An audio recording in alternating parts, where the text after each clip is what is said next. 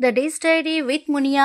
আজকে আমরা জানবো গুজিয়া মিষ্টির উৎপত্তি সম্পর্কে। গুজিয়া মিষ্টির উৎপত্তি সুপ্রাচীন এবং এর শিকড় প্রাচীন ভারতে, যেখানে করণিকা নামে একটি মিষ্টি ছিল, যা আধুনিক গুজিয়ার পূর্বসূরি বলে মনে করা হয়। মুঘল আমলে এবং তুর্কি বাকলাভার প্রভাবে এর বর্তমান রূপটি আসে, যা হোলি এবং দীপাবলির মতো উৎসবে একটি জনপ্রিয় উৎসবে পরিণত হয়েছে, যার বিভিন্ন আঞ্চলিক সংস্করণ যেমন মহারাষ্ট্রে করঞ্জি বা বিহারের পেদাকিয়া রয়েছে।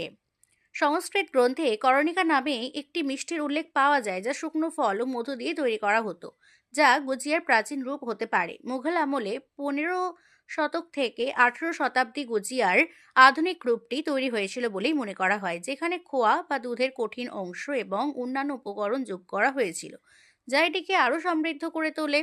অনেকে মনে করেন তুরস্কের বাকলাভার মতো মিষ্টি থেকে এর ধারণা এসেছে, যা 15 শতাব্দীতে ভারতে প্রবেশ করে। আবার মধ্যপ্রাচ্য থেকে আসা সামোসার মিষ্টি সংস্করণ হিসেবেও এটিকে দেখা হয়। মৌর্য যুগে 322 থেকে 185 খ্রিস্টপূর্বাব্দ ভাস্কর্যে গুজিয়ার মতো মিষ্টির চিত্র দেখা যায়। 13 শতাব্দীতে গুড় ও মধু দিয়ে তৈরি একটি রোদে শুকনো মিষ্টির উল্লেখ পাওয়া যায়, যা গুজিয়ার একটি আদি রূপ ছিল। গুজিয়া ভারতীয় উপমহাদেশ জুড়ে জনপ্রিয়, তবে এর বিভিন্ন নাম ও স্বাদের জনপ্রিয়তা রয়েছে এবং ভিন্নতাও রয়েছে।